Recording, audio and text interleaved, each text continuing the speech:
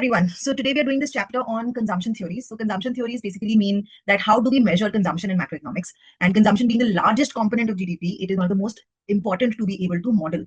So consumption theories is something that we will do in almost 4 parts. The first part, which will be the topic of today's video, is the introduction to consumption. That what has been the history of measuring consumption, how has it been modeled, and what has been the practice. And then there are 3 new theories of how to model consumption, which have been advocated by Duesenberry, by Friedman, by Modigliani. So the permanent income pie hypothesis, the relative income hypothesis, and the absolute income hypothesis. So all the different theories of consumption we will do in another video. This video is to introduce theories of consumption and what's the history, what were we working with, and then how did these people change that to add some insights into this variable. All right, so let's start. So whenever I think of consumption function, or I think any student of macroeconomics thinks of consumption function, we simply think that a consumption function is very easy. It is C bar plus small c by d, right? Where YD stands for disposable income, which means that this is called the Keynesian consumption function. This is what we most commonly use because it was given by Keynes. It's very simple to use. It says that current consumption C is a function of C bar. C bar is a constant, which means that even if income is 0, consumption will not be 0, but it will be a minimum level called C bar.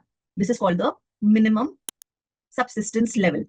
And after that, if you earn some income, so if your income is positive, then as your income increases, your consumption increases by a factor called small c, which is usually called the marginal propensity to consume, or the MPC in short. And MPC stands for del C by del y, or dc by dy, which is small c. MPC, it is the change in consumption due to change in income. Okay. Now, when we accepted this as the Keynesian consumption function, a very simple consumption function, it meant we accepted the conclusions that this stands for. What this stands for means, it stands for a couple of things. Okay. The first, what it stands for is that current consumption is actually only a function of current income. So why did we accept that? Because here there is no term of previous incomes or your wealth. Okay. Usually, now you see that's a miss. Whenever we consume, it is not just because of our current income. We have savings in the past. We anticipate some future income, right? So we consume out of our wealth, let's say, not just income. So Keynes assumed that you actually consume out of your current income, which means that the year in which your income is high, your consumption should be high. The year in which your income is low, the consumption should be low. Is that true? Does that happen? That if you earn more, you'll spend more, but if you earn less, you'll suddenly start spending less, right? No, there's a role of habits. There's a role of tastes and preferences, right? So that nothing of it is being reflected in this consumption function. So that was the other thing. The third technical thing that when we accepted this consumption function, we accepted was that there are two terms or metrics that we can calculate from here. One is the MPC. The other is the APC. So MPC, we all know what this is. This is DC by dy. APC is the average propensity to consume, which is nothing but C by Y. So right now I'm assuming Y and YD are both the same to keep the calculations easier. It is C by Y. So if I divide my consumption function by Y, this means if I take this is actually C by Y is your APC, right? So this is actually equal to C bar by Y, and Y by Y cancel. So small c is MPC. Okay. So what does this mean? This means my APC is equal to C bar by Y plus MPC. So what am I saying? I'm saying that APC is more than MPC because APC is MPC plus something, right? So the conclusion is APC is more than MPC. Okay. MPC is constant because small c is constant, right? So MPC is constant. What about APC? As income increases, C bar by Y is falling, right? Because C bar is constant. So as Y increases, C bar by Y falls. So that means an MPC is constant. So APC is falling over time. Okay. So my third conclusion is that my average propensity to consume is more than my marginal. That means as I'm earning more income, I'm actually consuming less and less of it. Okay. On average. Okay. So my MPC is constant, but on average, my consumption is falling, which means that APC is falling over time. They both kind of mean the same thing. Okay. So these are the conclusions. So based on this, if Keynesian consumption function broadly holds, that means my APC should actually be falling over time, right? My APC should be more than MPC, and my APC should be falling over time. This is the general conclusion. So the testing of this consumption function, that does this consumption function satisfy data? So the data around consumption functions was actually collected and calculated by Simon Kuznets. Okay, so Simon Kuznets, let's come to Mr. Simon Kuznets. He published a study of consumption and saving behavior dating back to the Civil War. He pointed out 2 important things about consumer behavior. Okay, so let's see what Simon Kuznets said. So first, he said that it appeared on average that over the long run, the ratio of consumer expenditure to income showed no downward trend. Okay, that means the conclusion of the Keynesian consumption function that APC falls actually was not supported by data. Data did not support this conclusion. APC was actually not falling over time. In fact, APC was as constant as MPC. So MPC is constant over time, right? APC was actually also constant. That means as people earned more income, their average consumption actually stayed the same.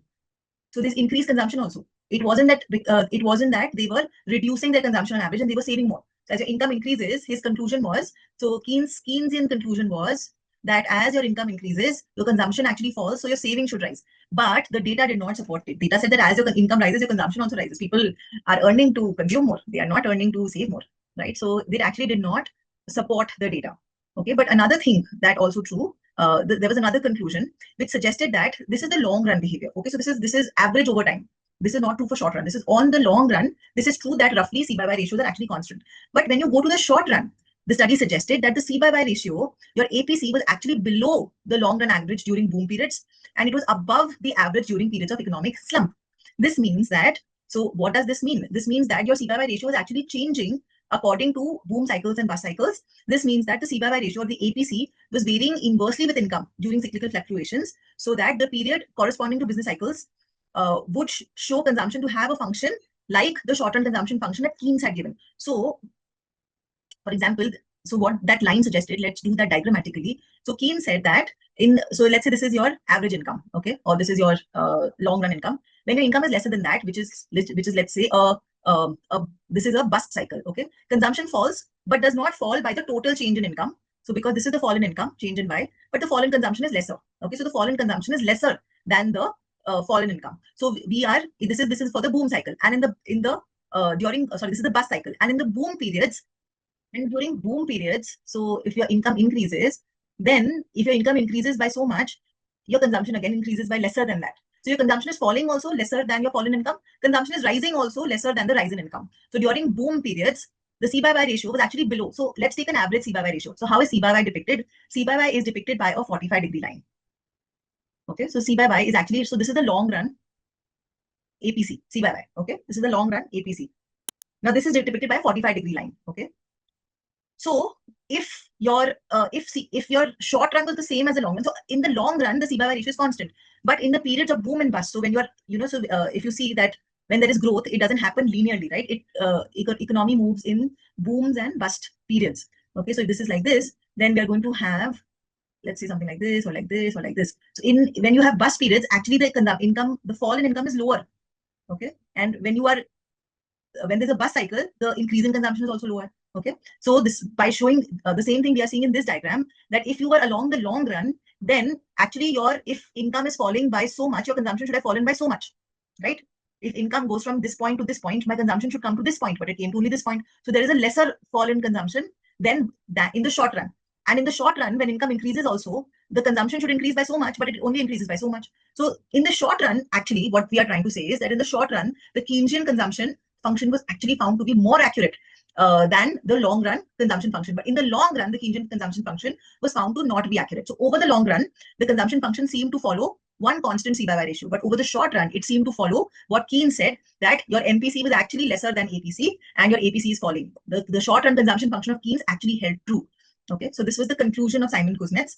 So then it was found that it was clear that any theory of consumption must be able to accommodate for both. So Keynesian could accommodate for only one, which is the short run. It could not accommodate for why in the long run is the C by Y ratio constant.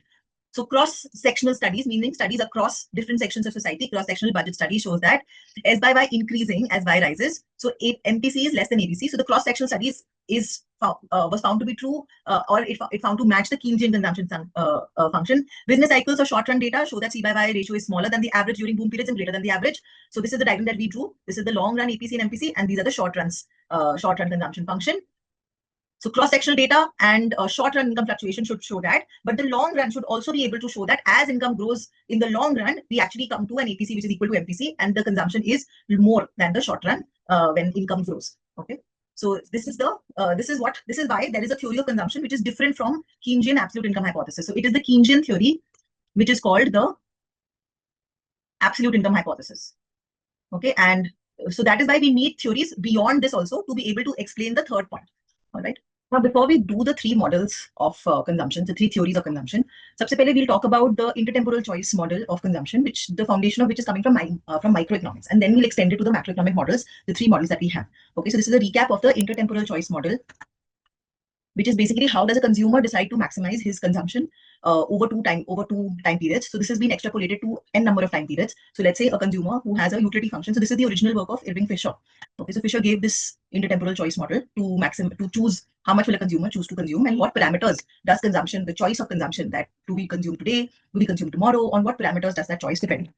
The function that we have is a utility function which is defined over consumption in different time periods starting from 0, which is the current time period, to T, capital T, which is the n number of time periods. This is till the consumer is alive. So C0 to CT, any time period, CT is the maximum time period, T is the instant before he dies. So he wants to, and the objective of the consumer is to maximize this utility, right? The constraint, the budget constraint is that if you sum up this consumption over his lifetime, it should be equal to the sum of the income over his lifetime. Okay, so sigma is summation of 0 to T, CT's consumption. 1 plus R by T signifies the discount factor. So what is the discount factor? The discount factor is that if you consume today is obviously better than consuming tomorrow, right? So we will talk about the discount factor when we do the consumption theories. But in general, the discount factor comes from the fact that you want to consume something today rather than tomorrow. So you want to consume an ice cream today rather than tomorrow. Okay, so that is, so giving something today, an ice cream today, let's say gives 100 utility, and ice cream tomorrow, let's say gives a 96 utility. So there's a 4% discount to having something tomorrow versus today, 4% discount to having something day after versus today. So this is the discounting of utility, and same with income. With income, the discounting is with interest rate, right? So if something is worth if something is worth 100 today, the same 100 if you get tomorrow, it is only worth, let's say 96, or it is only worth, let's say 93 today, because you can invest 93, get a 7% return, and it will be equal to 100 tomorrow. So income today is worth more than income tomorrow, and so the present discounted value of 100 tomorrow is just like a 93 today, or a present discounted value of, let's say 200 after 5 years, maybe something like 120 today, right? So everything has a discount factor, and today is the best case, and everything in the future has a discount factor. So we'll discuss the notion of present discounted value for income. We'll discuss the notion of discounting for consumption also. So we will do this as we proceed in the model. Okay, so essentially, the problem is in it. So if you kind of distill it to a 2-period case, then I form a 2-period budget line. We'll start with the 2-period budget line and try to then extrapolate it to a multi-period budget line. So for a 2-period budget line, how I used to like to do it is that what you consume, let's say you are consuming C0 in period 0 and C1 in period 1. What you consume in period 1 is going to be equal to what you earn in period 1, let's say, plus is if you have any saving from the previous period. So what was previous period? Saving would be Y0 minus C0. That is your saving from the previous period. Now remember, this could be saving or dissaving. If it is saving, Y minus C0 is positive. If it is dissaving, Y minus C0 is negative. Okay, so Y0 minus C0 could be positive or negative, and you multiply that by the rate of interest. So you may get the rate of interest to be the rate of interest is positive, so you may have to pay a rate of interest, or you may be earning one depending on your saving or dissaving. This is a very simple way of formulating the budget line. So this is how you formulate the budget line in a 2-period model. And now what we can do is we can take the C zeros, the C components to one side and the R components to the other side. So this will become C1 plus C0 1 plus R is equal to Y1 plus Y0 into 1 plus R. So this is one way of writing the budget line. So this is in terms of the future period. Okay, so when we write the budget line in this way, this is called the budget line expressed in the future income way. Okay, because everything is in terms of period 1. So this is in terms of future income. You can also divide LHS and RHS by 1 plus R.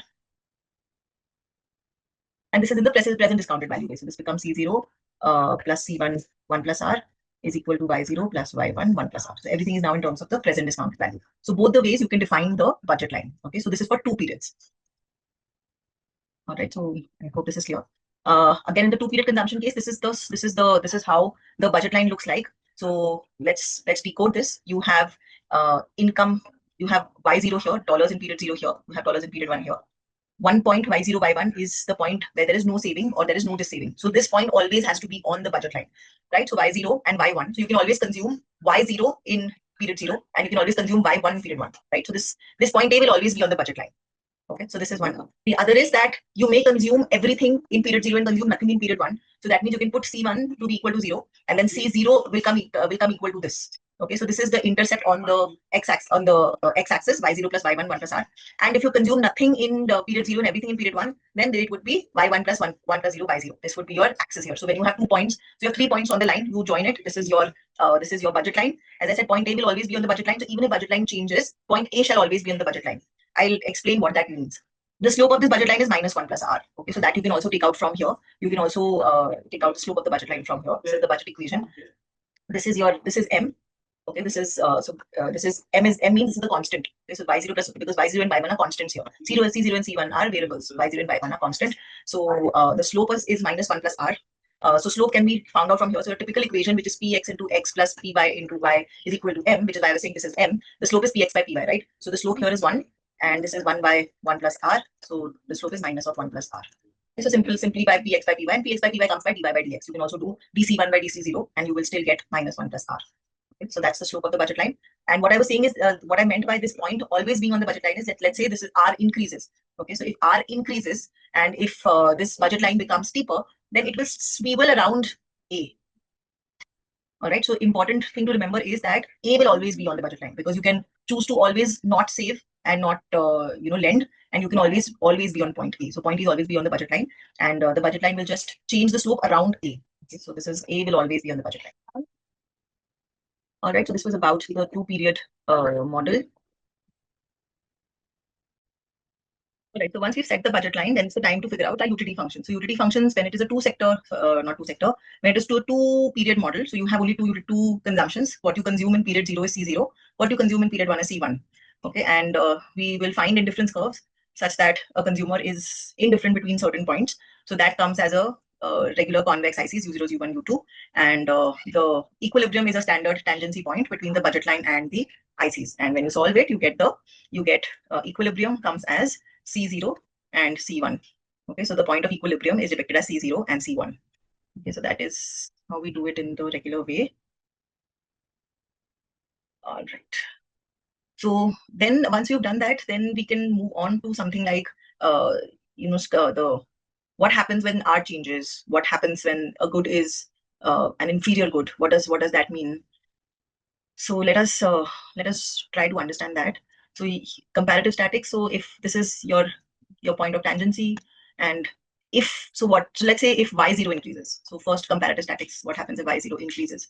If y0 increases, then you're going to consume both of C0 and C1, because the budget line is going to essentially move forward, right? And if the budget line is essentially going to move forward, then where on the budget line are you going to be on? So if both the goods are normal goods, and if income is increases, whether y0 or y1, then both C0 and C1 should rise. Okay, so it should not be that only one of them is rising. So you should only be at a point where both C0 and C1 is rising. So as y0 or y1 increases, if both goods are normal, then the consumption of both goods should rise. So you should move at a point. So let's say there is your income is increasing and you're at a higher point on the budget line. So this new point will be where both consumption and C0 and C1 both rises. Of course, if a good is an inferior good, the definition of an inferior good is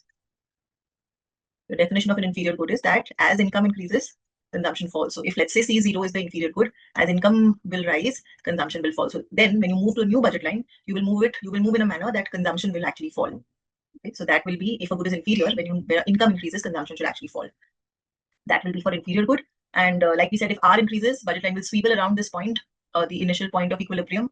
So it will swivel around this point, and you will get a new equilibrium point, because two different, so it will not be the same tangency point. So earlier, if the tangency point is B, now it will not be B, it will be a different point, let's say something like here, because two budget lines cannot be tangent to an IC at the same point, right? Two budget lines cannot be tangent to an IC at the same point. They will be tangent to an IC at two different points. So you'll get a new point of equilibrium when R changes slope. All right, so this is what this paragraph is trying to tell us. Another result of this is that consumption is always less variable than income. So what this means is that when, let's say, an income increases by 0, okay, so we just discussed that if both the goods are normal, this increase in income will be distributed in some ratio between C0 and C1. Both C0 and C1 will rise, right?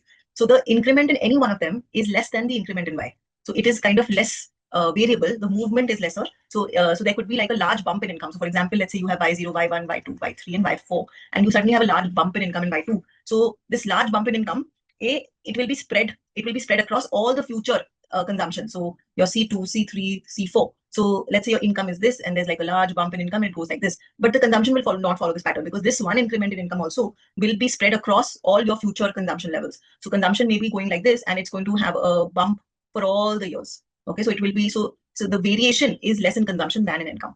Okay, because any one increase in income is not, but this is what Keynes tried to say, right? Your Keynesian consumption function. So that's where now we will link what we do in the future theories to what we are seeing from the microeconomic foundation. So microeconomic foundation is telling us this, that as income increases in any one period, it is going to be the increase in income by intertemporal choice theory. The increase in income is going to be spread across all the future consumption levels. Okay, and even actually the previous, if this is an estimation, if y2 is an estimation, then you can actually increase your income right from the beginning by estimating that y2 is going to have a bump, so we can actually consume more in period 0 and 1 also by borrowing in period 0 and 1 and paying it off when you have the increment in y2. So now Keynesian consumption function, on the other hand, actually told us a different thing. Keynesian consumption function, the absolute income hypothesis that I just spoke about, actually tried to tell us that as consumption is increasing, consumption is only dependent on the current income level, which means that if this is the graph of income, the graph of consumption will also be like this. So consumption will only have a bump in period 2 and it will be the same in the rest of the periods. So data does not support this, and even the microeconomic foundation, which is this intertemporal choice model, which is what we study in microeconomics, even microeconomic foundations do not support this. So that is the drawback of the Keynesian consumption function. Now we will extrapolate our 2-period intertemporal choice model into a multi-period model. So because we may not only want to think about 2 periods when we're thinking about the consumption function, we are going to talk about a lifetime model. So that's what Friedman, Modigliani all talked about consumption, that a person is actually, he doesn't want to only consume good today. He also wants to ensure that his future consumption is also good, right? We're always concerned about that. What will I do in my old age? What will I do later? You don't, just spend all your money today and then not worry about your old age at all. So we all want to kind of maintain some kind of standard, some kind of similarity between our level of living today and our level of living in the future. So that is why we are going to not do a single 2-period model. We are going to do a multi-period model, and we're going to take a particular utility function and try to derive certain results out of it. So this is a utility function, a generalized utility function, where u is a function of c0, c1, c2, ct is a representative period t, and t, capital T, is the instant before we die, like it was written. Then we're going to assume a particular utility function, which is log c, which is a standard utility function, Cobb-Douglas. And so this utility function, of course, your u prime c is 1 by c, u double prime c is minus 1 by c square. So that is when you take the derivative. Also, this the second assumption is that this utility function, to be able to take out a conclusion, this utility function is additively separable. That means you can the utility functions can be added together and they are separated additively, which means that they are not interdependent on one another. Okay, so this is what it means, and of course we are going to introduce the discount factor. That so period 0 is log c0, that's the utility function, but when we go to log c1, we discount this utility function by 1 by del. So if del is the discount factor, then you have to discount this by 1 plus del. Okay, so this means it will reduce that utility. So let's say if you're receiving, you're consuming one ice cream today, giving you 100 utility today, one ice cream tomorrow, but you discount it by your time preference. So del is can be called like the rate of time preference. Or in another language, you can say that if I tell you that no, I will give you 100 rupees tomorrow, you might say, okay, give me 95 today. Okay, I don't want to wait till tomorrow. The same thing can be applied to goods also. That okay, you'll give me a bigger ice cream tomorrow. No, okay, fine. You give me a slightly smaller ice cream today. It's fine. It is equal to like a bigger ice cream tomorrow. So it's like your rate of time preference. So you have to discount it. You have to discount your utility tomorrow by 1 plus del. And as your time period increases, you will keep discounting it further and further. So in period 2, for example, this will be log c2 upon 1 plus del square. Okay, so you keep discounting it by, and in period 3, it will be log c3 upon 1 plus del cube. So this is t. Okay, so the standard formulation would be that log c period t and 1 plus del is your discount factor, and number of times this discount factor is used will be the number of years it is far ahead. So last year will be capital T, and you can summate this by, if you summate this will be t goes from 0 to capital T. Okay, and this is a standard typical consumption function, log ct by 1 plus del to the power t. Okay, so this is the utility function that we are going to look at, and so this is the utility function. The budget line would be, so y0 plus, again, y1 budget line discounted by the rate of interest 1 plus r, then y2 would be discounted by the rate of interest 1 plus r square, y3 discounted by the rate of interest 1 plus r cube, and so on. Yt would be 1 plus r to the power capital T. So again, it would be, the standard form could be written as yt by 1 plus r to the power t, and t will sum up to 0 to t. So this is our budget line, that my total consumption must be equal to total income earned across the lifetime.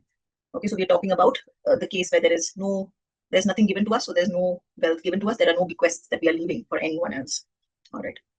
Okay, so setting up the utility maximization problem. So you have to maximize the consumption. So you maximize, and you don't maximize consumption in any one period. You're trying to maximize your total utility function. So log ct by 1 plus del to the power t, summating 0 to t. So you're trying to maximize this whole thing, and this whole thing, the budget constraint is that this whole thing must be equal to the total income earned over lifetime. All right. Okay. So now, so this particular maximization problem can only be solved by setting up a Lagrange function. So if I set up a Lagrange function, it will be maximize this plus lambda. If I set it up, I'm assuming you know this. I'm just kind of refreshing it. So this will be the utility function, and you set up the Lagrange. So this is the utility function. It will be u plus lambda. This is your m. So m minus, and this is your all your consumption C. So M minus C, and that's what's written here. Okay, so you maximize your utility function plus lambda M income minus consumption. Okay, and so now what we'll do is we have to, so this is in summation form, you can open it up and that will make it easier to visualize. So I'll just write the open form, the expanded form utility function, and your right here. So your second double Lagrange, this will be log C0 plus log C1 by 1 plus del plus, and now I'm just going to write the last one, log CT by 1 plus del to the power T plus lambda, and then it's going to be income will be by 0 plus y1 1 plus r plus by, again not putting the middle ones, by t 1 plus r to the power t, and this will be minus of this same thing again. Okay, so this will be minus of C0 minus C1 1 plus r minus C2. The only difference between this and this is R. So we had taken out the intertemporal budget line. So this was an R here, minus C1 1 plus R minus C2 1 plus R whole square minus CT 1 plus R to the power T. Okay, so this is it, and then we can start by taking out the L1, L2, L3, L4. Let us take out the first order conditions. So now it will be kind of easier to visualize your first order conditions. So if you do del L by del C0, that is, this is your, this will be 1 by C0 plus lambda, and C0 just comes here, which will be minus 1. For the first case, it will be 0. Del L by del C1. So this would be 1 by C1 into 1 plus del plus lambda. C1 would be minus 1 by 1 plus R. Okay, so is equal to 0. Now this is done for the typical case. So if you can extrapolate this, del L by del CT, which is the typical case, would be 1 by CT, 1 by 1 plus del to the power T plus lambda minus of 1 plus R to the power T is equal to 0. Okay, not capital. I'm doing it for the typical case, so there will be a T here. Probably easier for you to visualize if you differentiated it till L till C2. So now this is del L by del all the variables, C0, C1, C1, CT, and the last would be the budget line, which would be del L by del lambda. So you will just get the budget line in that. Okay, so then to take out some meaningful conclusions, we have to divide, let's say, the first case by the second case, and so on. So if you divide the first case by the second case, we get 1 by C0 by 1 by C1, 1 plus lambda is equal to lambda by 1 plus R. So this will become C1 1 plus del upon C0 is equal to 1 plus R. Okay, so one sort of equation comes from here, and all of that would be written here. And so that was C1 by C0. Similarly, you can take out C2 by C0, C3 by C0, and when we kind of take out the generalized case, we get CT by C0 is actually nothing but 1 plus R plus by 1 plus del to the power T. Okay, so this is for the typical case, CT by C0. And if you do for consecutive cases, so this is for CT by C0, okay? And if you do CT by CT minus 1, then it will just be 1 plus R by 1 plus del. So any consecutives, the difference between them will be just 1 plus R and 1 plus del. So any CT will just be equal to 1 plus R by 1 plus del, CT minus 1. So this is what we have. So if you have CT by CT minus 1 is equal to 1 plus R by 1 plus del, or in other words, sorry, not CT plus 1, this is CT minus 1. CT is equal to 1 plus R by 1 plus del CT minus 1. That means how, again, CT minus 1. That means how the next kind of consumption happens will depend on the previous period's consumption, the rate of interest, and the rate of discounting, right? So that's the difference. If R and del are equal, then it's pretty much the same. CT and CT minus 1 will be the same, right? But if R is more than del, so what do we have here? If R is equal to del, then CT is going to be equal to CT minus 1, and they're all going to be the same. Why do I always write plus? CT minus 1, and they're all going to be the same, right? If R is greater than del, what will happen? R is more than del. This is the numerator is going to be more than the denominator, and then means CT is going to be more than CT minus 1. That means your rate of interest is more than the discount factor. So you're getting, so if your discount factor is, let's say, 5%, but the rate of interest is 7%, so that means it's better to consume something in the future because you will be able to consume more because you only value present 5% more than the future, but you get 7% in the future. So it's better to consume in the future. So if R is more than del, then the consumption path would be rising over time, right? So that's the conclusion. If R is more than del, consumption path would be rising over time. Correct, and the rest opposite would be true if R is less than del. If R is less than del, then it's falling. It's going to be consumption path would be falling over time. If R is less than del, it pays to consume more and less later. So a good visual depiction is this, that if this is consumption and this is time, so this consumption will fall over time if R is less than del. It will rise over time if R is more than del, and it shall be constant if R is equal to del. So like it's a good visual kind of presentation. And the second conclusion is, of course, that so just like the two-sector case, the two-period case, if income in any period increases, it's going to increase consumption in all the periods. So that the conclusion of the two-sector case, two-period case holds in the multi-period case also, which is one of the most important conclusions for our purposes here.